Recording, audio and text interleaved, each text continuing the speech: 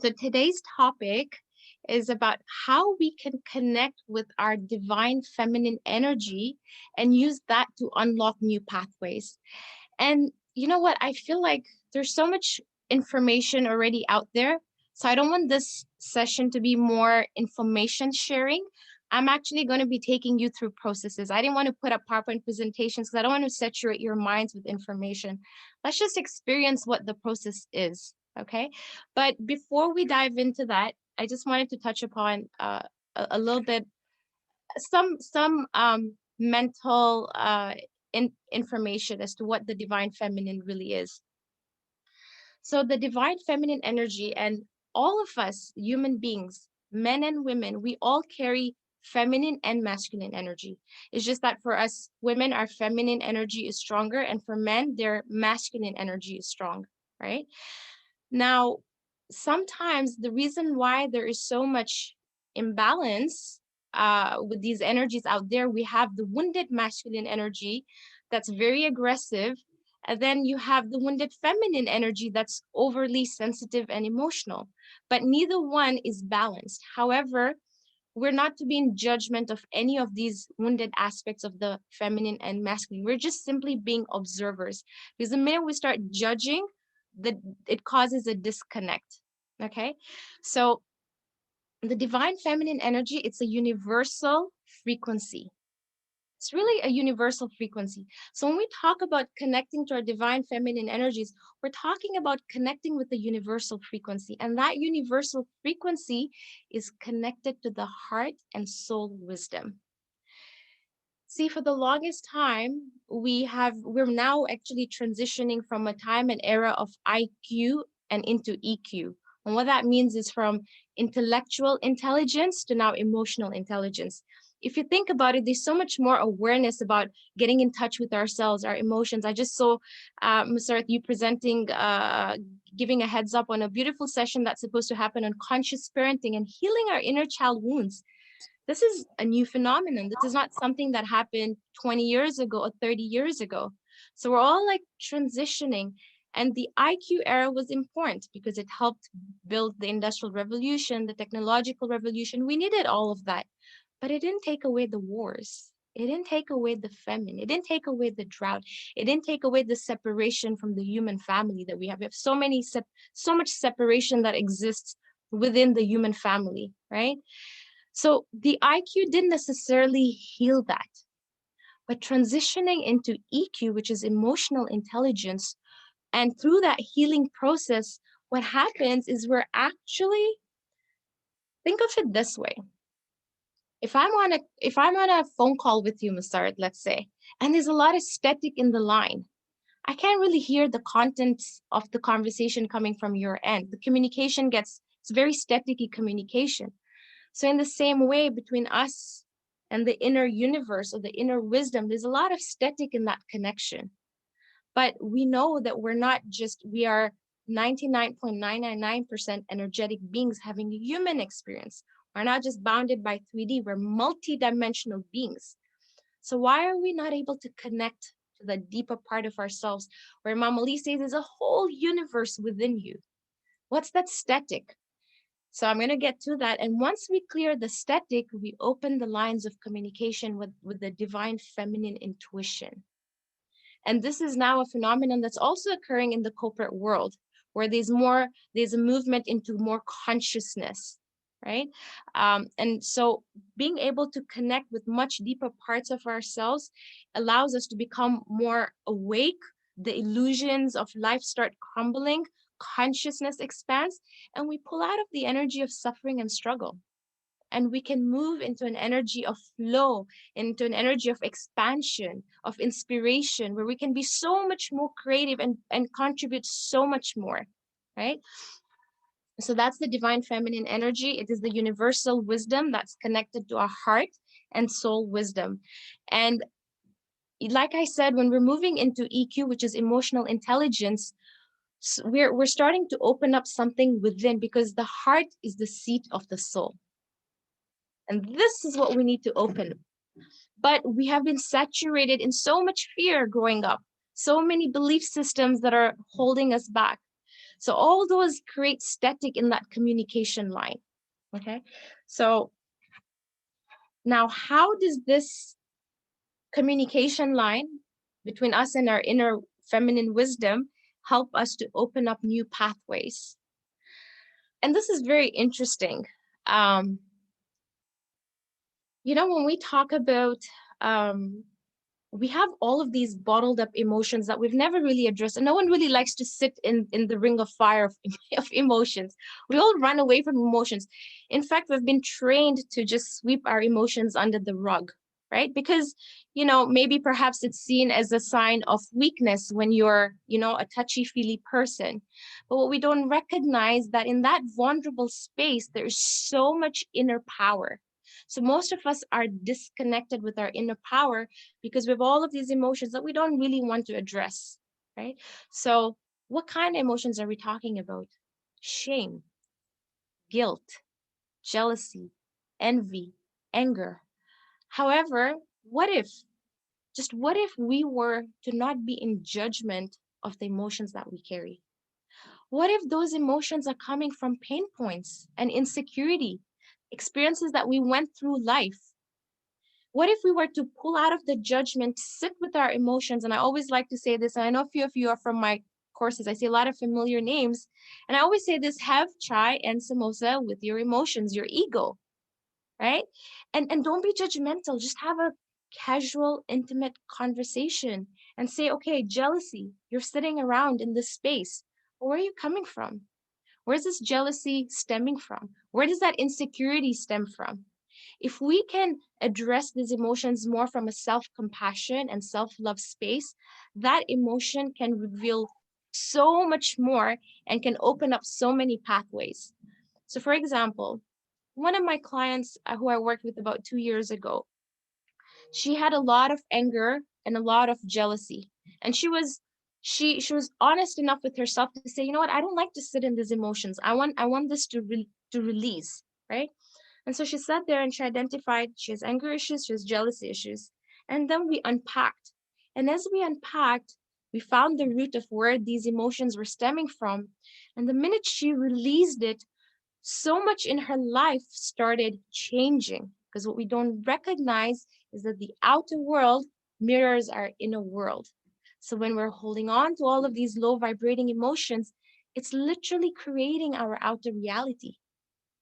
So 2 years later, with the inner work that she continued doing, she just recently launched a million, about $1.5 million project that she never thought would have ever been in her prospects ever.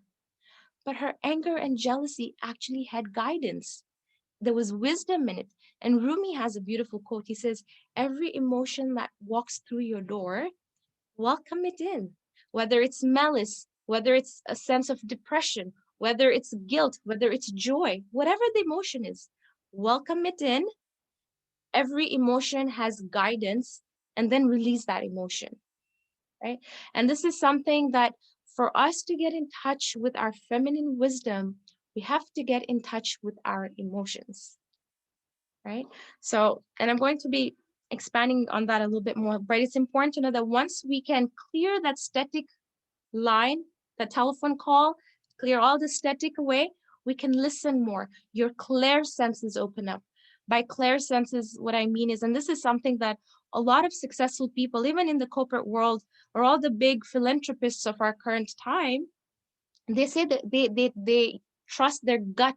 They trust their gut instinct to make very powerful choices and decisions, not intellectual, but the gut, which is the intuitive, right?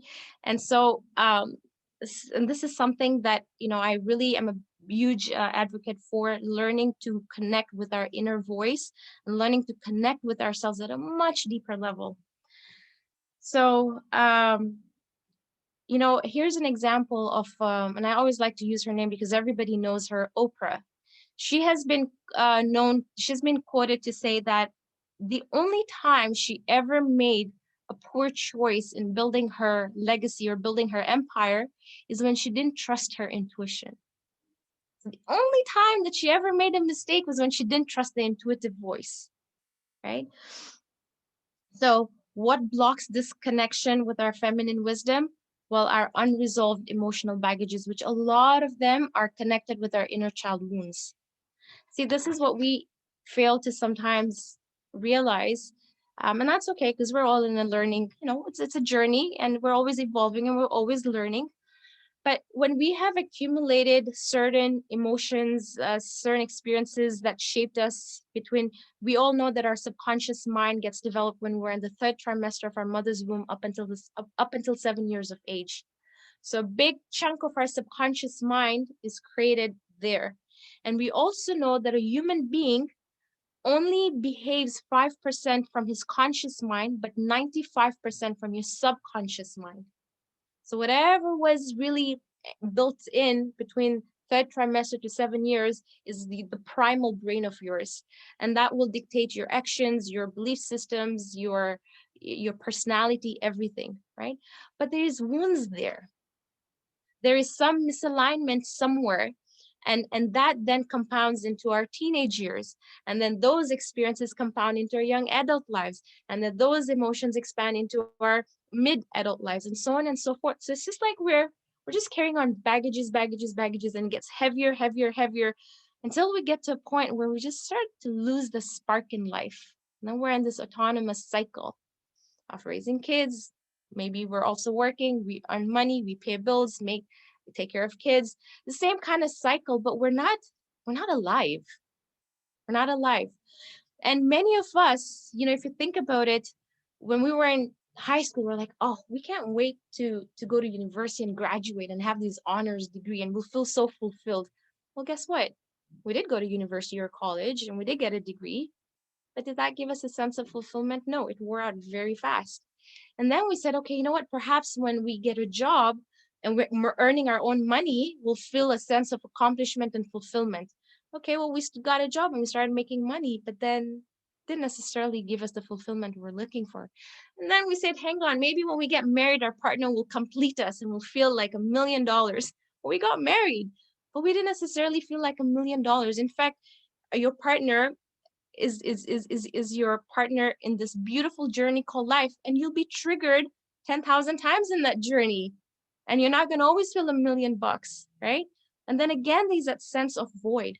And then we said maybe when we have children, and then we have children, and the triggers compound because your children will always mirror unhealed parts of yourself. Hence, children are never your triggers, children are actually your guides. And I'm all about conscious parenting.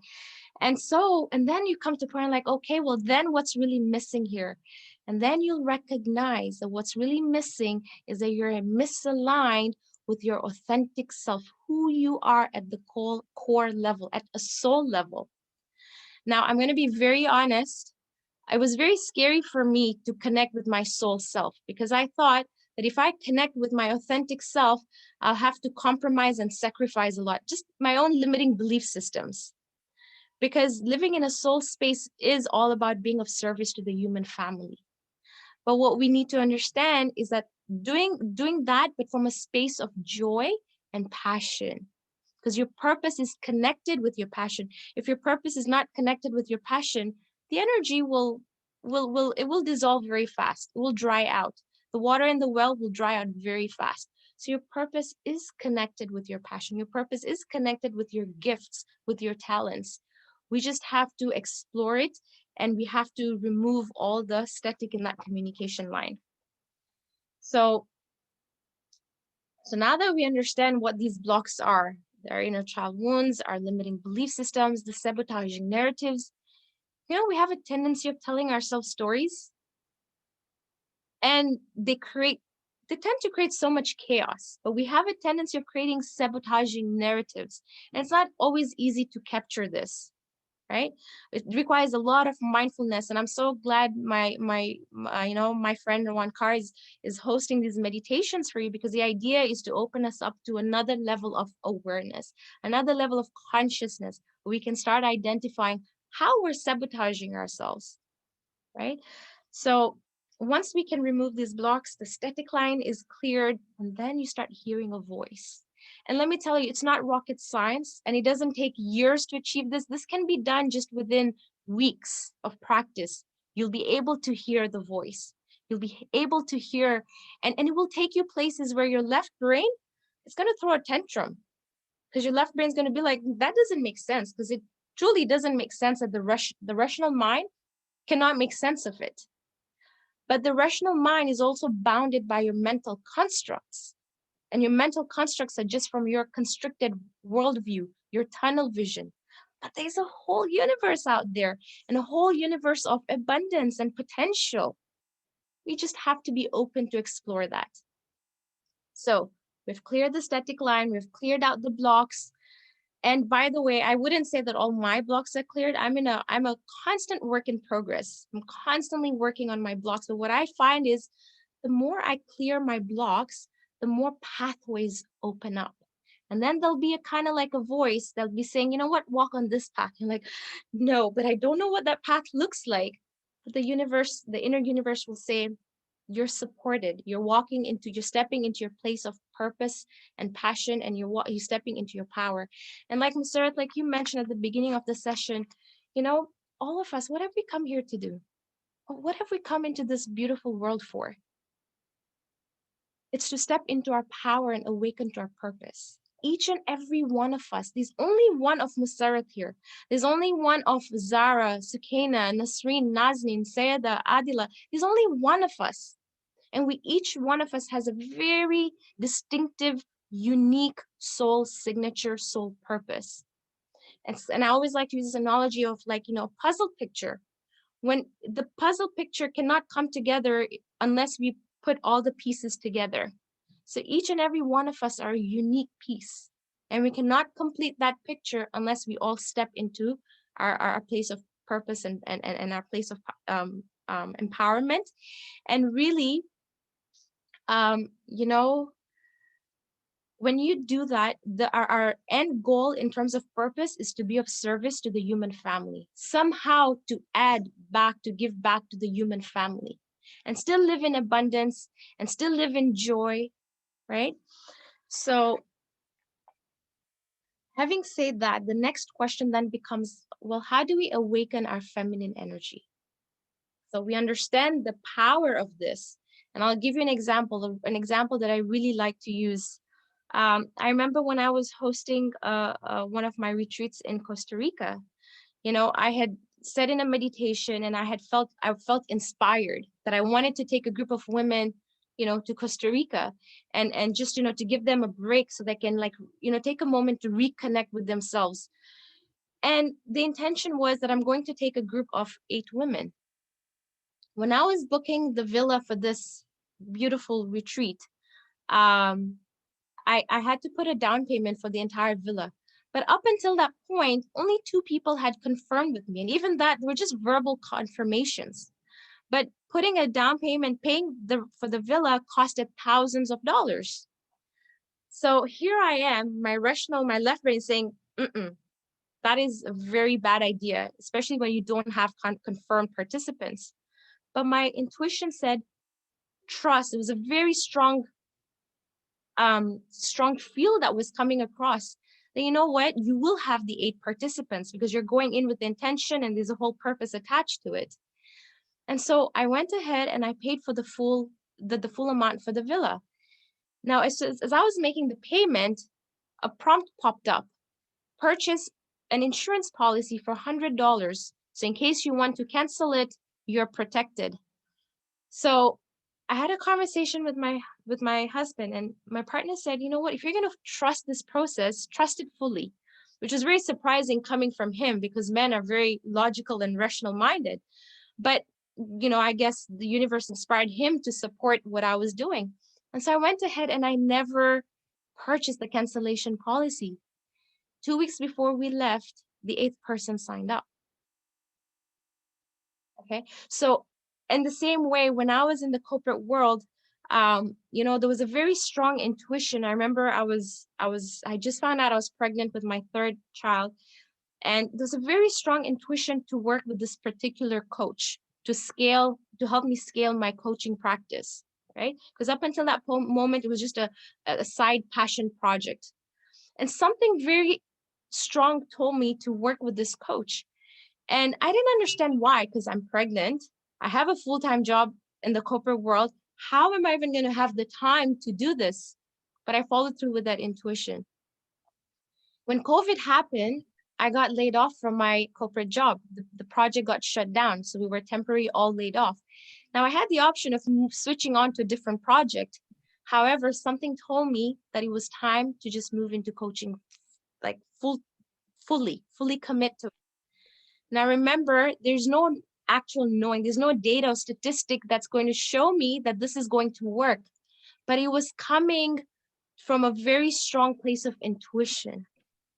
And I did that, and everything just opened up after that. So these are just some personal examples that I'm sharing, that when we can clear that static line and we can start moving into this place of trust, connecting with ourselves. And I mean, in the beginning, it takes time to build the trust relationship. It's not like you're just going to make a very big life-changing decision right away. The universe gets it. The universe gets it. There's skepticism, there is fear, right? But it's kind of like if there's a friendship, you're not going to all of a sudden trust this new person right away and offload all your stuff to that person. It takes time to build that relationship. And then through that trust, more and more will unfold for you in that relationships. And it's the same between you and the inner universe. So then we come to the next question. Well, how do we then awaken this feminine energy, right? Feel your feelings is number one. Don't suppress it. Allow yourself to feel. And that's the exercise I'm going to take you all through in a little bit, is we're going to allow ourselves, and it's going to be with intention, that we're going to tap in body wisdom and ask the body wisdom, what is blocking me from hearing my inner voice? And we're not going to control the narrative, take it through a process where we're going to allow for the inner to show itself. And it's really beautiful. It's a really beautiful, very empowering process. So number one, feel your feelings. Otherwise, the stagnant energy gets locked in the body, and that restricts the flow of intuition. Okay? You know, when Imam Ali says, every illness is from you and every cure is within you, if only you reflect. So all of these emotions that are sitting inside, as long as they're repressed and suppressed, we're blocking that flow of life energy that keeps our bodies healthy and vibrant, and we're blocking the flow of intuition. Okay? And then the second one is develop trust within yourself again. Have we made mistakes? Have we made really catastrophic mistakes? Yes, we have. Let's learn to forgive ourselves. When we went through the month of Rajab is all about forgiveness. But forgiveness towards other people, asking Allah to forgive us. But then there's another component that needs to happen, and that's forgiving ourselves, making peace with ourselves. The mistakes that we've done, well, we're human beings, and we're on a human journey. And we'll fall down. We got to pick ourselves up. And we'll fall down again. We got to pick ourselves up again. You know, Islam is not a religion of, it's not all about perfection. You don't have to have gotten it perfect right away. It's all about striving to become a better version every single time, right? So feeling your feelings, developing trust within yourself. And it's hard to trust ourselves if we haven't learned to accept who we are. Sometimes we have a hard time even accepting who we are. And almost like we're living a double life. We're living a life that's deemed okay by society and culture. We haven't really gotten to know who we are at the core level, right? And when we are not in touch with ourselves, it's hard to trust yourself. Then you're just stuck in a very autonomous cycle of life, but you're not really in touch with your real self, your true self, your higher version, your higher potential. The other one is create a sacred space for your reflection, your meditation, your prayers. Create a sacred space for that, because it's energy. When you're reflecting, meditating, praying, you are now bringing in cosmic energy. So whenever you're in a space where you're getting in touch with cosmic energy, you want to have a sacred space for it. Okay. So let's do this exercise. I'm going to take you all through just a 5-minute meditation. Okay. Your left brain is going to keep coming in the way. So I want you to tell your left brain to just take a break. Tell your left brain to park itself on the side just for a little bit. And let's connect with another part of us, a much deeper part of us. Okay. I'm just going to play meditation.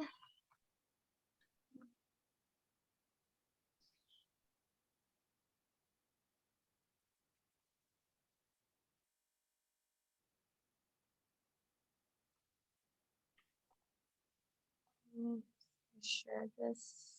Masard, can you hear that? The meditation music in the background? Yes, I can. Yeah.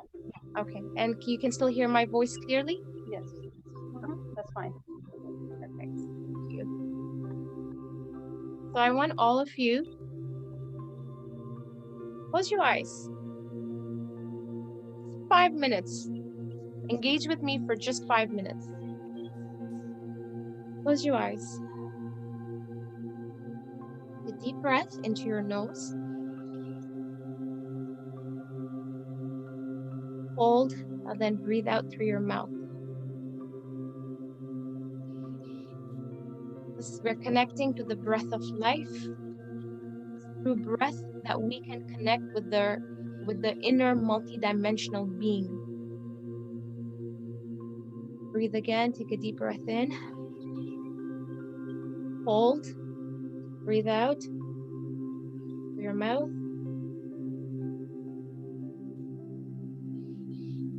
Another deep breath, and this time I want you to breathe into your belly. So breathe in through your nose, but all the way deep into your belly. Hold, breathe out through your mouth. Beautiful. Beautiful. Okay. A'udhu billahi minash shaitanir rajim. We seek refuge from all that is within us and all that is outside of us. All of our invisible barriers, all of our blind spots,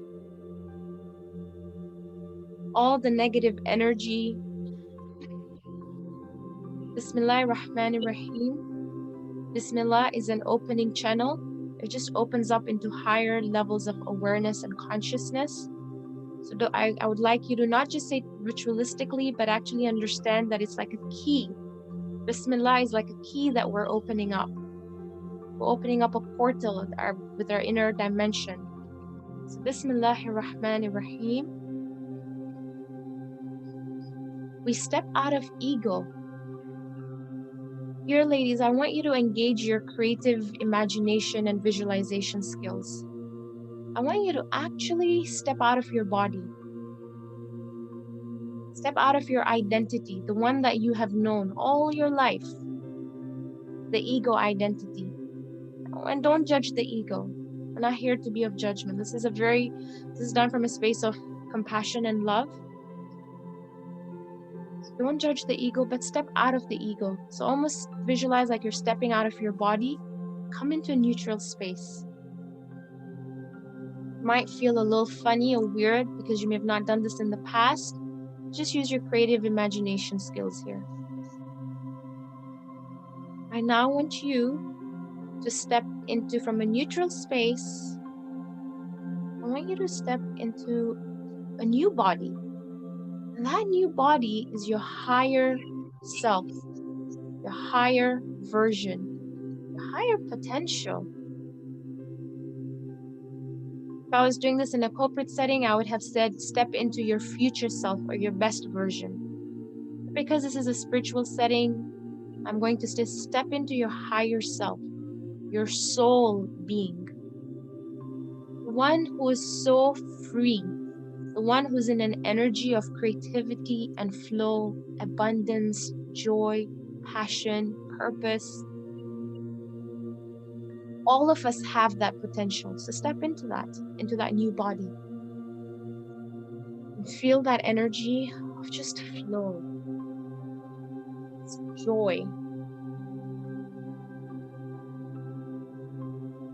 Beautiful. We're now going to open up this session with the energies of Ar-Rahman, Ar-Rahman, Ar-Rahman. The most kind, the most benevolent. I want you to feel the energy. feel the kind energy that exists in the cosmic universe. Everything is created in duality. Darkness exists, negativity exists, but light exists. Love exists. Kindness exists. So connect with the kind energies that exist in the cosmic, the Ar-Rahman energy. And you can say it out loud 3 times to activate the mind, body, spirit. Ar-Rahman, Ar-Rahman, Ar-Rahman. Breathe again, take a deep breath in. Breathe out. Connect with the energies of Ar-Rahim, the most merciful. Ar-Rahim, Ar-Rahim, Ar-Rahim.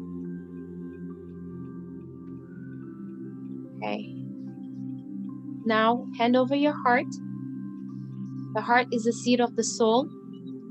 Science has measured and calibrated that the heart frequency, the heart coherence is 5,000 times stronger than the brain coherence. The heart is the opening. Here, I would like you to visualize Yasin. Just the Arabic letters Yasin. You know, the Quran has metaphysical, energetic, spiritual properties to it. And if you don't necessarily have a real relationship with the Quran, that's okay too. No judgment here. But I welcome you and I invite you to take the opportunity to connect in that way. It has healing properties. Sometimes when we read the translation, it puts us off. I get that. I've been there. But remember, the Quran also has 70 layers of consciousness and understanding. Not everything is literal translation. So take this opportunity to connect with this book of healing.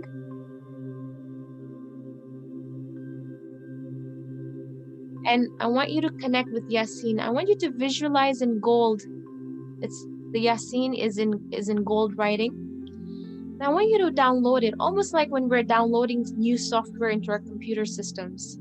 We can't really see tangibly how that software download is happening, but we know that it's happening via the technology, whatever the technology is. In the same way, I want you to download Yasin into your heart space, your heart center. Have your right hands over your heart.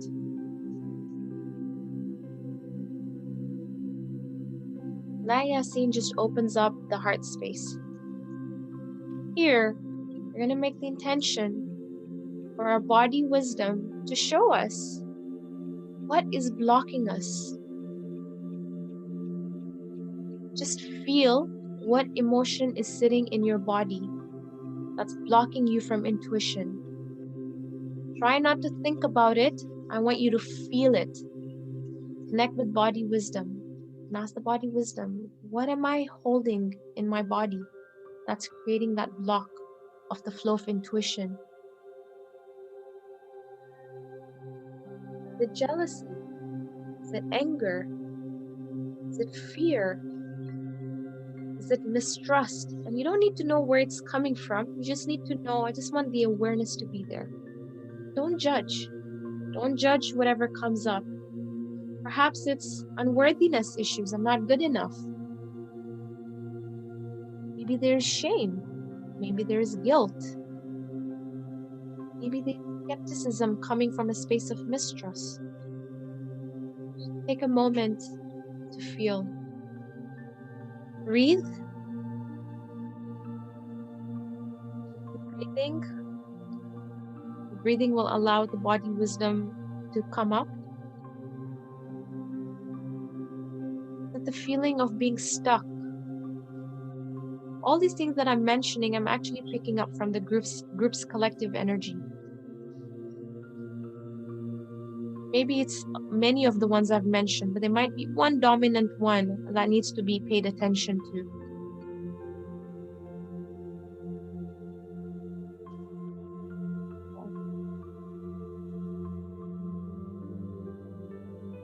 So Musarat, keeping your eyes closed, if you can just nod or shake your head, do you feel it? Are you feeling the emotion, the heaviness of the emotion? Okay, beautiful. The rest of the cameras are not turned on, so I can't tell. Okay, now what I'm going to ask you to do,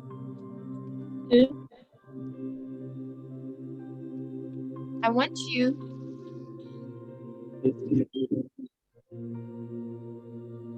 to visualize that you're in this cocoon energy. This cocoon energy where you're stuck in this emotion, this heaviness. I want you to unzip. Again, use your visualization and your creative imagination. Unzip and step out. Those of you who were in my masterclass earlier today, just a couple of hours ago, I want you to do this exercise again because this one is directly connected to your divine feminine wisdom.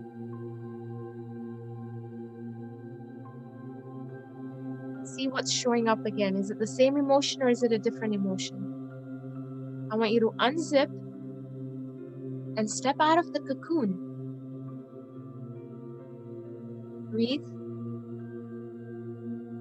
Continue breathing.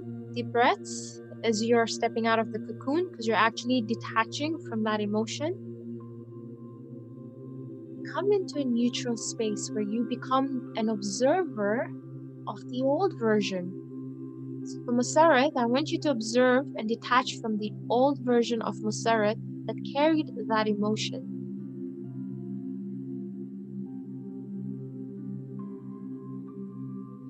The more you can be an observer, the more you can detach yourself from that energy.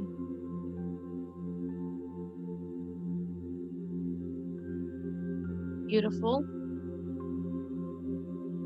Now again, if I was doing this in a corporate setting, I would do the visualization very differently. But because it's a spiritual setting, let's tap into our spiritual tools.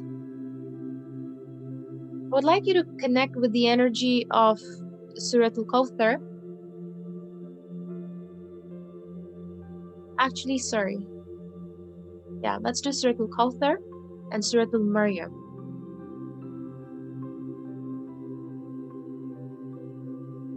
So I want you to visualize this beautiful river of Kawthar. You know, every chapter of the Quran has metaphysical effects. So visualize this beautiful river, beautiful fountain. Your left brain is coming in the way. Again, just ask the left brain to just take a back seat and park its skepticism on the side as we go through this energy detachment and rewiring process. It's a beautiful fountain. You can even visualize it as a waterfalls, but it has the energy of Kauthar. And that energy is the abundant energy. That old cocoon that you stepped out of, the old version of you, I want you to release it and let go. Whatever that is, whatever that old version of you from just 5 minutes ago is, release it. And visualize it just washing away. Take a deep breath.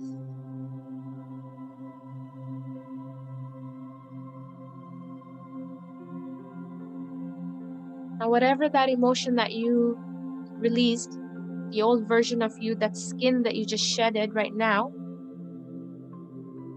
perhaps if you felt suffocated, perhaps if there was anger or fear, I want you to just, again, ask your body wisdom, what is my new identity? What is the new affirmation that I'm moving forward with?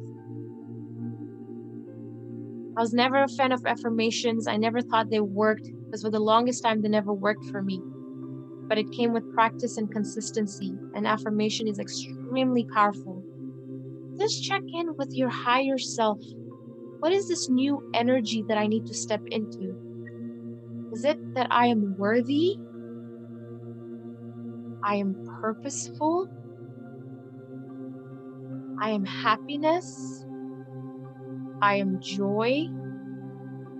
I'm free. I'm compassion. I'm surrender. I'm forgiving. Again, connecting with your heart wisdom and your soul wisdom to guide you, to tell you what this new energy is that you're stepping into.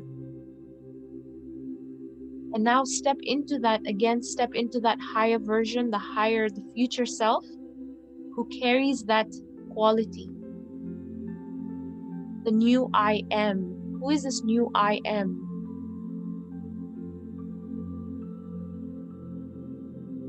We're Ashraful Makhluqat. We're the best of creation. It doesn't make sense to live complacent lifestyles. It doesn't make sense to live small. And we don't need to know how we're going to get there. Dr. Wayne Dyer, in his book Power of Intention, says you don't need to know the how, just know the why. The why is enough to carry you through. The how is the universe's job. When you want something, the entire universe will conspire to make it happen for you. Are you ready for it? Give yourselves permission to become ready.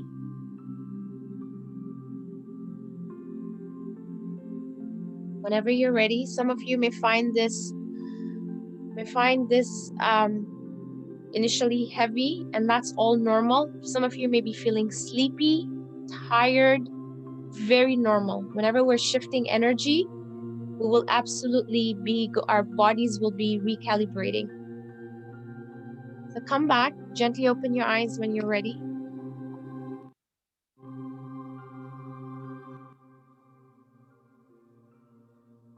Sarat, since I have you on camera, how about you share with us your experience? It was beautiful. Just listening to yourself, listening to things that you've kind of just hidden in your heart or just covered with different layers of it. Things you probably gotten, sometimes you get that intuition and then you kind of just leave it aside and never dealt with it and just kind of carried on every day. So I think it was really good getting that out as well. I think just realizing what's in there. I think, yeah, feel so relieved. You feel relieved. You feel like a burden's just come off it. And I think it's beautiful the way you said. A lot of times we're so boggled into how am I going to do this, and it's not that. It's just you make that intention, and the way you say the universe will bring that to you.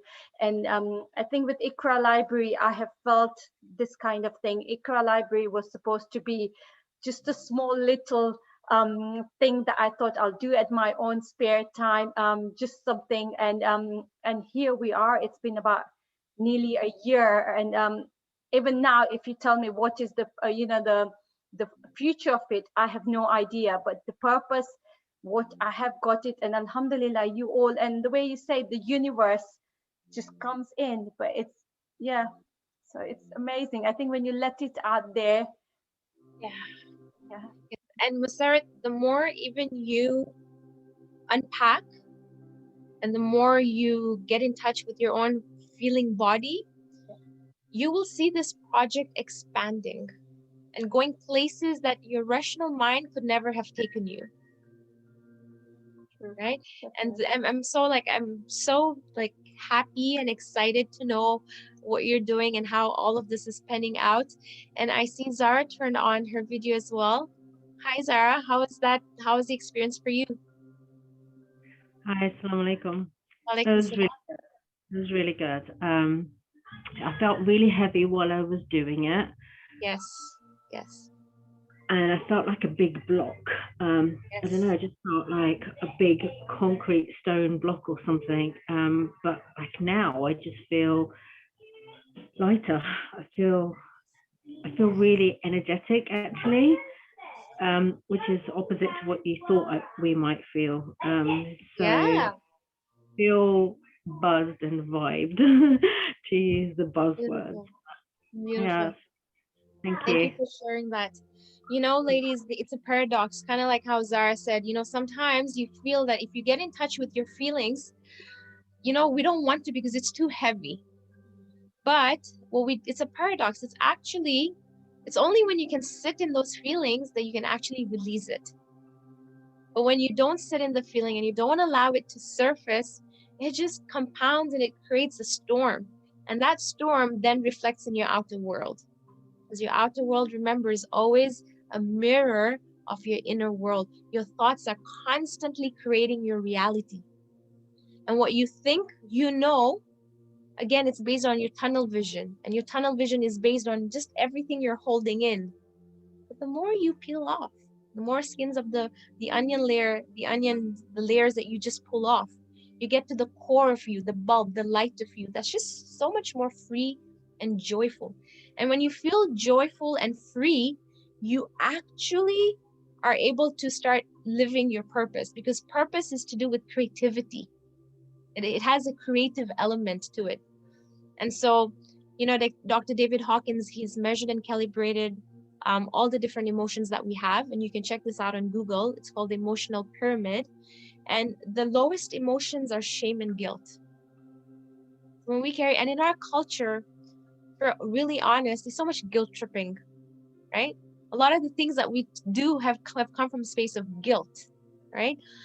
But when we are coming from that space, that shame and guilt is a very sticky, heavy energy, kind of like quicksand. It just keeps you stuck. And it's amazing how many of us are just living very stuck lifestyles. But that's just because of the energies that we hold. Once you resolve and you free, everything opens up. And that's how you unlock the pathways. And I'm not talking about small things, I'm talking about huge things. If you have dreams and aspirations to do big things, remember what you seek is seeking you. When you feel this desire, but like, oh, that's just a dream. Like, that's not even possible for me. That's just a far-fetched dream. But that's your soul inspiring and telling you that, honey, this is your potential. And so Imam Ali tells us, you think you're a small entity, but within you is a whole universe, right? I've heard of divine feminine wisdom, but they were in a non-Muslim setting and they were talking about female goddesses, and that made me very uncomfortable. Yes, I totally hear you and understand you, and thank you for sharing that. When I like to, in some of my sessions, I actually like us to connect with our goddesses. By goddesses, I don't mean like the female version of God, because there's only one God, right? But the divine feminine archetype. So I like to connect with Lady Fatima, Lady Khadija, Lady Asya, Lady Maryam, right? These are divine feminine, right? So I always like to connect with that, with their energy. So even when we're doing, like in my courses, when we're doing our sessions, we're always doing a healing circle for allowing us to open up. So our alignment is always with their light, right? And it's truly beautiful. And for me personally, I always used to have a hard time connecting with these. I knew them from a religious perspective, but I never had a real connection with them, because I always thought, the lives were riddled with suffering and struggle. So subconsciously, I'm like, I don't want to have a life of suffering and struggle. So I'm going to detach myself from that, But when I really got honest with myself, I realized, hang on, I don't have a real relationship. I just know them as these figures in Islam. We respect them, we love them, we honor them, but I don't have a real relationship, right? And I had to eliminate my own belief systems about them having lived lives of struggle and suffering, and see them from a different perspective. They're actually pretty empowered beings. If you think about Lady Khadija, she lived in a man's world, and she was the richest woman in Arabia and had a business and empire, but in a man's world. And we know how those men were back in those Jahiliyyah days. But look at how empowered and strong, resilient woman she must have been to be doing business with them, right? When you think of Lady Asya, for her to bring home a boy into her house when her husband's killing all the boys in the land, think about that. For her to have had that confidence in herself to say, you know what, but I want to raise this boy. Imagine the kind of mindset and the emotional resiliency and the confidence and the empowerment that she must have had.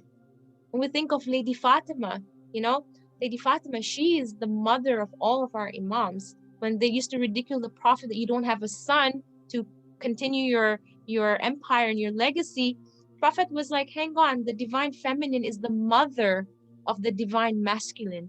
And she gave birth to a whole lineage of divine masculines, right? Lady Maryam, she gave birth, she trusted her intuition, and something guided her to go and give birth in outside of town by a date palm tree and to connect with the energy of Mother Earth and the tree of life to give her support, to give birth. She tapped into her intuition. And so all of these women are strong women, you know, not riddled with suffering and struggle, but strong women who have, you know, created a dent in humanity and created, you know, a dent in the trajectory of humanity. So yeah, absolutely. And we have to learn to honor. We're moving into an era of emotional intelligence. When we get in touch with our feelings and we can offload things, we can also change, we have an impact generationally. Even generationally, you know, they conducted an experiment. I'm very left brain. I have a bachelor's degree in actuarial science and economics. Very left brain. It's only after my best friend passed away that something in me awoke, right? And I awoke to my more feminine side and intuitive side. Um, and Sorry, where was I going with this? Um, oh, I lost my frame of thought here, but I was going somewhere with this.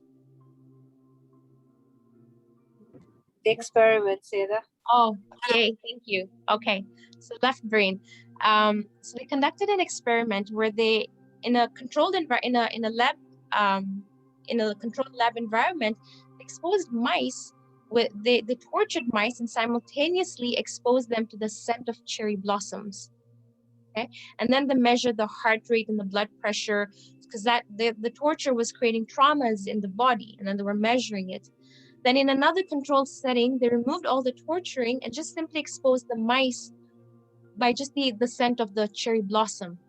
And guess what? The mice reacted the same way. Their blood pressure, their heart rates, everything shot up in this exact same way, right?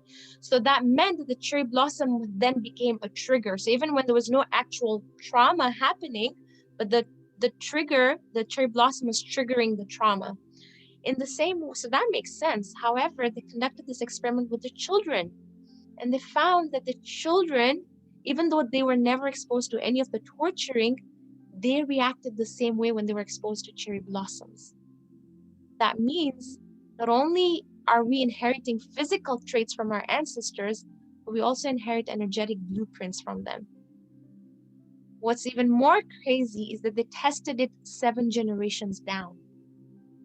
In conclusion, not only have you inherited from 7 generations up, but you're pushing it 7 generations down. So at some point, there has to be a cut in the cycle. Someone somewhere has to break the cycle. And that's why in this era of emotional intelligence, we're now allowing ourselves to bring out these emotions, to feel our feel body and offload, so we can create more space. We can create more space for goodness to come in, right? So I'm going to end there. Any questions? Can I just say something, Sayyedah? Yes. You know, about listening to your intuition. Yes. A lot of times we do get that, but sometimes we kind of, the way you said, we start rationing ourselves, or we dampen our intuition. And then obviously you get into that habit of, you know, a lot of times, even sometimes if you're doing something or you take this move, and because you listen to yourself, and then after, like, and you've done something, and then after an hour, half an hour or something, you're like, oh, I didn't think about the whole rationing bit. So is it good to listen to your intuition? I mean, usually a lot of times when you do listen to it, it's more passion. But is it, I mean, a lot of times with motherhood, we always tell our kids, yeah, you know, I've just got this gut feeling, and we tend to listen more with this gut feeling. But when it comes to yourself, sometimes we don't trust ourselves, right? Our own gut intuition. Yes. Yes. And you know, it's a process. It's not an overnight thing where all of a sudden you're so connected with your inner intuition and your body wisdom, right? It's a process. And it's, you know, even when we start, because it's body wisdom, intuition is connected with, you know, remember, your body is the vehicle of your soul. So your body also has to be healthy. So while we're now working on making our emotional space healthier, then we're also simultaneously working with our bodies to become healthier. And so a lot of people, who are on this journey will also work on clearing, doing gut healing, especially because your gut is the second brain, right? We know this in science. And when we do that, then the body, the spirit, the soul, everything starts working together in a cohesive way. Right, so it's just all about like fine tuning all the different engines and putting it together. Now sometimes it's hard to listen to intuition voice because you don't know, is it ego or is it really inner intuition or inner wisdom? It's hard to tell. The litmus test for this is, does your intuition, is this inner voice coming from a space of fear and control or lack, or is it coming from your body? We should get in touch with our bodies. Are we feeling like anxiety, like I just don't want to do this, it doesn't feel right, but I need to do it anyways, but I really don't want to do it, right? For example, when you're in a conversation with someone and you're being stepped on, right? Like if I want to put up, your intuition tells you put up a healthy boundary, but then you say, oh no, but I'm not allowed to speak up. And then you feel that cringe in your body, something telling you, yeah, I mean, I want to speak up, but it's just a very uncomfortable thing that happens. So just getting in touch with your body. What's your body telling you? When you say that, no, I shouldn't have a boundary, is your body going into cringe mode? And if you say, no, I should have a healthy boundaries in place, are you feeling more relief? But there's fear because you're not comfortable speaking up, but there's still a sense of relief that I should be able to speak up, right? It's just a very small example on, being able to listen to intuition. Tap into your body language, your body wisdom. Is it relaxed, or is it putting you into a flight and fight mode, right? And that's the way to discern whether it's ego or whether it's actual intuition, right? And like I said, like the more we just have a practice of offloading, just every day, if we can journal and offload our emotions, make peace with our emotions, we create pathways. Beautiful. Right now, it may still be in theory for all of you, but trust me, when you get into it, it's simply amazing. It's amazing what can happen. So a question here, for example, if you saw your mother was depressed in life and now you notice you're depressed, was it passed down generationally? Very possible. Yes, it's very possible. It could be, a lot of it could be your own, and some of it could be the generational. And I find the more inner work that we do, then even that kind of, we're able to cut the generational link, or heal it rather, not cut it. I'd like to use the word healing it. And that's why when a woman heals herself, she heals her ancestor, she heals her mother. Because what we don't realize is that we're all connected. We're all connected by the same energetic thread. You're connected to your mother's womb, your mother is connected to her mother's womb, and so on and so forth. Like the energy connect is still very much there. Anything that isn't through love, but rather through fear and blame and all the low vibrational frequency emotions, is through the ego. But really hard to act on it takes time and familiarity. Absolutely. You're right about that. It does take time. It takes conscious effort. It's not a quick fix. It's truly not a quick fix, right? And I know we all, millennials especially, are used to quick fixes. We just want outcomes right away. But when you're working with consciousness and you're working with higher awareness, everything is a process. Okay? So such situations in future can help make decisions through our true self, which is connected to Allah. Yes, absolutely. And that's why the higher self is the God particle.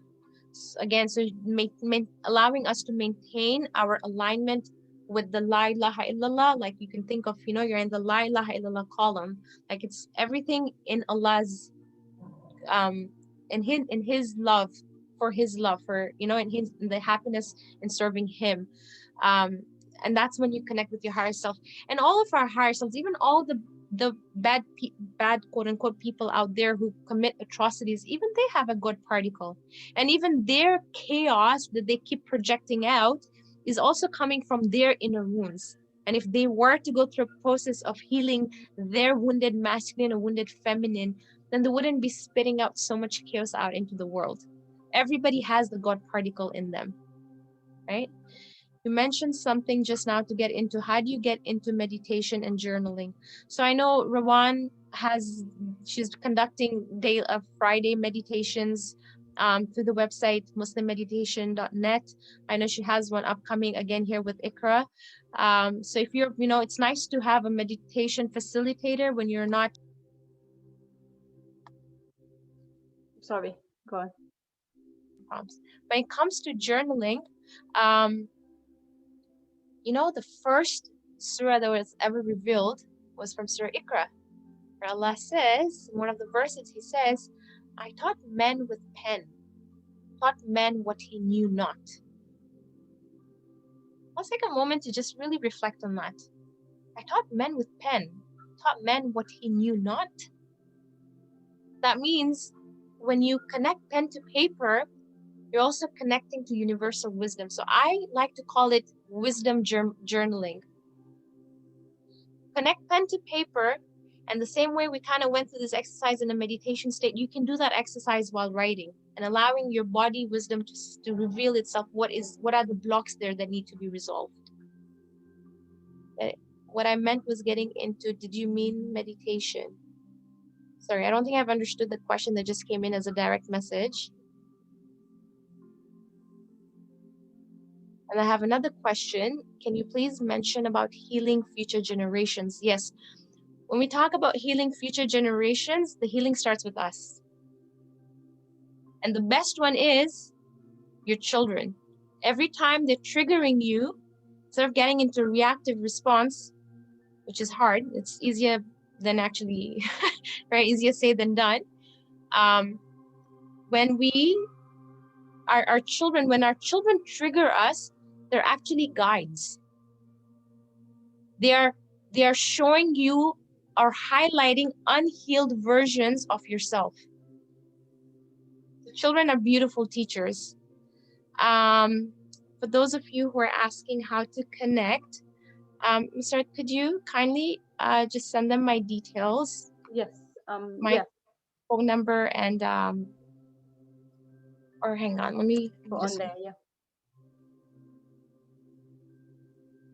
I'll send you my email address. Because you do some sessions, don't you? You've got them at the moment, right? Some sessions happening, yeah? I have. However, those have already started. And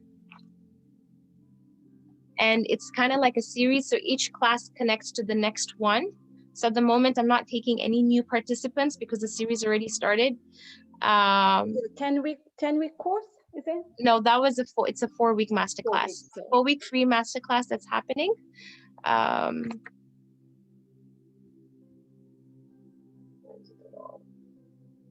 Here is my email address. Here is my phone number. At least you can put them on the on your list when you start the next lot, isn't it? Yeah. Yes, absolutely. And what else should I share with them, Mr. My Instagram handle in case any of you. Yes. Yeah. There you go. Sayyedah, talking about yes. what you're doing, would that help the youths in that, or is it the sessions that you do generally? Is it something that's more for older kind of people, or do you think? I mean, obviously, at our times when we were younger, you're probably much younger, but at our times, there wasn't this kind of things out there. So obviously, we kind of just picked up from our parents, like the energy around there, the kind of thing. And obviously we're working on ourselves. I'm working on myself. So obviously my children will feel the energy as well. But is there anything that we can do for them at this age, the new millennials, like the way you said, they're into quick fix, but is this kind of thing could help them? Yes. You know how we can do that?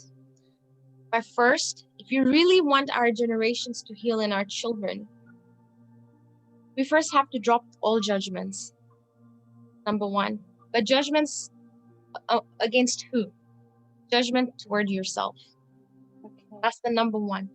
We don't recognize, especially in our community and where we come from, especially the Kojer community, there's so much judgment. It's riddled with judgment, right? But guess what? You and me are part of the problem. We also add to it. It's not enough to just say, oh, the community is judgmental. Well, I'm part of the community. That makes me judgmental too. Remember, when we point a finger, four are pointing right back at us. So it all starts from recognizing that the reason why we hold judgment towards other people is because we hold judgment towards ourselves. We're so judgmental on ourselves. We're so critical on ourselves. And we feel that the more critical we are, the better we'll perform. But it's the opposite. You can only perform at the level that you have the potential of by moving into more self-compassion and self-love. That doesn't mean that it's an opportunity for making excuses for yourself. No, actually, I teach this in my classes, that calling yourself out, very deep form of self-love, because sometimes we are the problem. And so being able to have enough self-love and say, you know what, Sayyedah, you've contributed to this problem. You're part of this problem. Let's take accountability and responsibility. But that requires a lot of self-love to be able to call myself. But if I'm in judgment, I'm going to run away because I don't want to sit down with judgment. So if we're talking about our children and how we can empower them and help them, first we need to drop judgments towards ourselves. We need to go through the healing journey ourselves. Now, Dr. David Hawkins talks about this. He says, when you can come out from a space of judgment and move into no judgment of self, as well as unconditional love, your frequency, your energy frequency shoots up to such a level that it has the impact of counterbalancing the negative energies of 90,000 individuals that you'll probably never meet in your lifetime. But we're all connected by the same energetic thread. So, Prophet's hadith, he says, when you hurt one soul, you've hurt the whole of humanity. And when you save one soul, you have saved the whole of humanity, because we're all part of the same energy fabric, right? And so it's important. Sometimes you want to go in and fix our children, but it starts here. Heal yourself. And I have noticed this, the more inner work I have done, my home has shifted. My husband is doing things that I never thought were ever in his, thought process ever. But the energy shifted him, the energy shifted the children. Now my kids do things that sometimes just like amazes me. I'm like, hang on, I don't think I've taught you this. Where does this goodness come from? But it's their innate thing that's showcasing. And they also have their downsides, right? But I find, and that's the beauty of the divine feminine, she's a space holder. The more we can heal, and the more we can do our work, the more we open up ourselves, and the more energy changes. And is Siddiqa on today? I think she was. She was. I'm here. Yes. I am here. Oh, hello, Siddiqa. Yeah, I'm here. Hey, salam.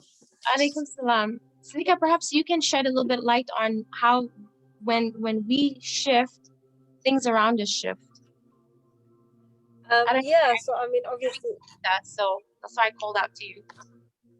yes. So obviously, those who know me, and I'm sorry, my sister knows, I started my journey with Sayyedah just before COVID, and it really, really changed my perspective and the way I saw myself. And I think the judgment was the first thing that sometimes we think if we're setting the bar high for ourselves, or we're being critical with ourselves, but really we're not. We're actually just putting ourselves down, and we're not giving ourselves the opportunity to rise and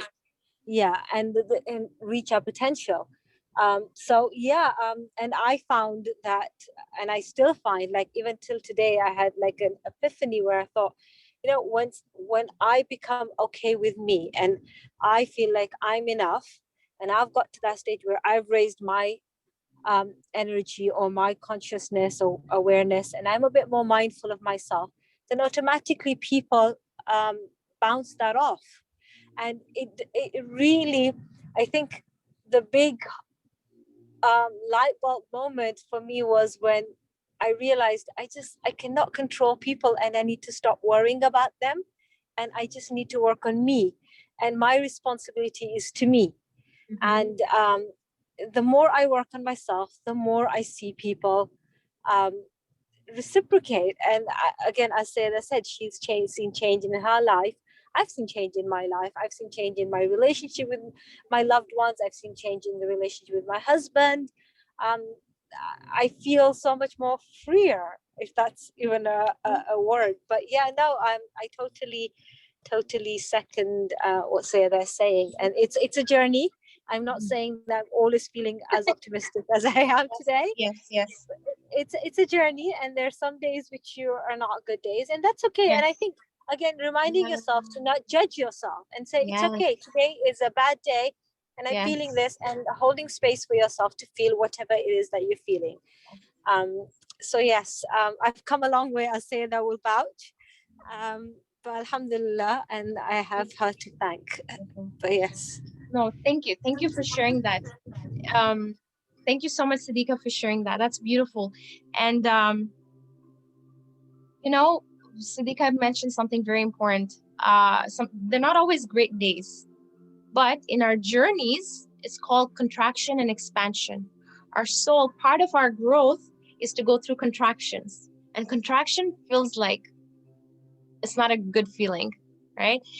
In fact, sometimes in contraction points, you even lose connection with spirituality, right? But don't judge, because this stuff's coming up. It's a heavy day. I still go through contraction points where sometimes I'm just like, I just have tears rolling down my cheeks, because there's just a lot of, like, it just feels overwhelming, right? And so, but I'm now okay with that. I've made friendship with that cycle too, when I'm okay, because I know what follows a contraction is expansion. And so just letting that cycle kind of ride out. And for those who are asking about if I have recordings for the masterclass that's running, unfortunately, no, because the masterclass series is an experiential program. And I love to have more like interaction, the smaller group settings with interaction. And so I don't record the sessions because I just want people to be comfortable and be open. But when I launch the next one, just you can always follow me on Instagram or Facebook, and there'll be more. There's always details being posted there. No, it's been wonderful, amazing session. I think it's really important for us to connect with our feelings. And sometimes we have those bad days, but then we kind of lash out. So obviously we need to understand that as well, because then yeah, we're just humans, and the way Siddiqa said, you have to be kind to yourself. You are going to go through that where you're probably going to be overwhelmed. And I think nowadays I do tell my kids, I warn them, well, kind of from before, that today mommy feels a bit low energy. And they can sense that as well. When there's a lot of positive energy as well, they probably think, what's happening today? But yes, they can feel all that. So they are amazing guides to help us as well through this. But thank you so much. It's been an amazing session. We do have a recording for today's session. Hope you don't mind us sharing with those that have missed it. But thank you all for joining in. It's amazing. You know what, Sayyedah, Siddiqa's talked so much about yourself and how you've helped everyone. And even though I met you today, she's told me a lot about yourself, and I have used your your clips and things like that in our life as well, in our journey. So thank you for helping us all out there. And inshallah, we will all start, this little bit will help us in our journey of getting there, inshallah. So thank you everyone for joining in. Thank you. Sayyedah is from Canada, right? Did I say America? Yes. My apologies. So she is from Canada. From Toronto, yes. But thank you so much for doing this session, and inshallah, maybe after Ramadan, we can get back together. Hopefully we've had some time to kind of follow through as well. So thank you everyone. Thank you, and we'll see you inshallah next time. Khuda Hafiz everyone. Khuda Hafiz everyone. Khuda Hafiz, thank you. Thank you.